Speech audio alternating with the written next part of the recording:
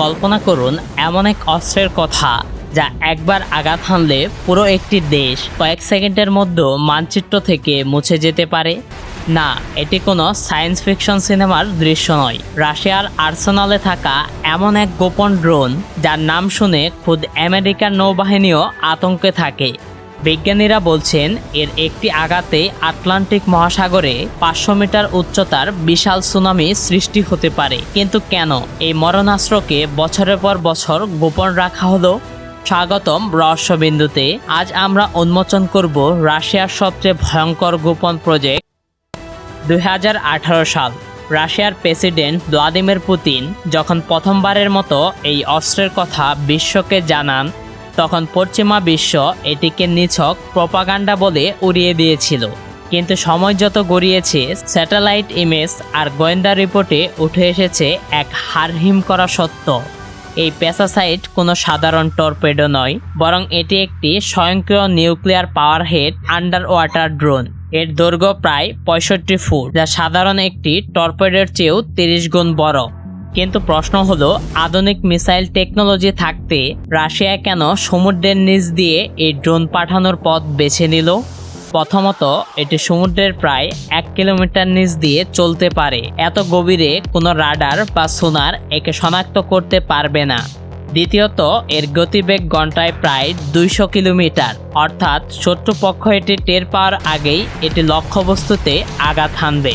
আজ থেকে প্রায় 80 বছর আগে, অর্থাৎ 1945 সালে জাপানের হিরোশিমায় যে লিটল বয় নামের পারমাণবিক বোমাটি ফেলা হয়েছিল, তার শক্তি ছিল মাত্র 15 কিলোটন। সেই একটি আঘাতেই মুহূর্তের মধ্যে 1,40,000 মানুষ ধূলিসাৎ হয়ে গিয়েছিল।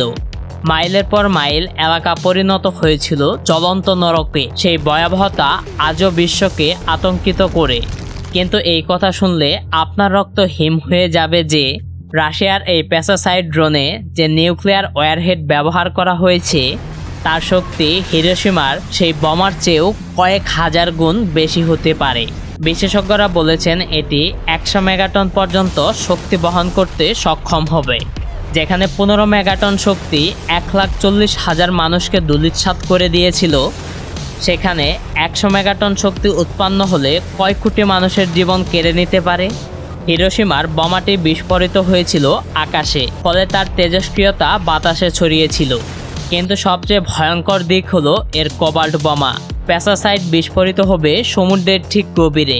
এর ফলে তৈরি হবে এক বিশাল রেডিও অ্যাক্টিভ তেজস্ক্রিয় সুনামি। 500 মিটার উঁচু বিষাক্ত এক পানির দেওয়াল যখন কোনো উপকূলীয় শহরকে গ্রাস করবে, তখন কেবল ঘরবাড়ি ধ্বংস হবে না, সেই সাথে বিষাক্ত পানি মাটির গভীরে ঢুকে যাবে। জাপানের সেই পারমাণবিক বোমার বিষাক্ত তেজস্ক্রিয়তা যেমন প্রজন্মের পর প্রজন্মকে পঙ্গু করে দিয়েছিল, প্যাসাসাইডের এই নোনা পানি যেখানে স্পর্শ করবে, পরবর্তী 100 বছর সেখানে একটি গাছের টুকরো জন্মাবে না। সমুদ্রের সেই বিশাল এলাকা পরিণত হবে এক মৃত রাজ্যে, যেখানে প্রাণের কোনো চিহ্ন থাকবে না। সহজ কথায়, হিরোশিমা ছিল একটি শহর ট্র্যাজেডি, কিন্তু প্যাসাসাইট হলো এক সভ্যতা মুছে ফেলার এক জীবন্ত কিয়ামত। সাম্প্রতি রিপোর্টে দেখা গেছে রাশিয়া তাদের বিশাল বেলাগরদ সাবমেরিনে এই প্যাসাসাইট মোতায়েন করা শুরু করেছে। এটি এমন এক অস্ত্র যার বিরুদ্ধে লড়ার মতো কোনো প্রযুক্তি বর্তমান বিশ্বের আর কারোর কাছেই নেই।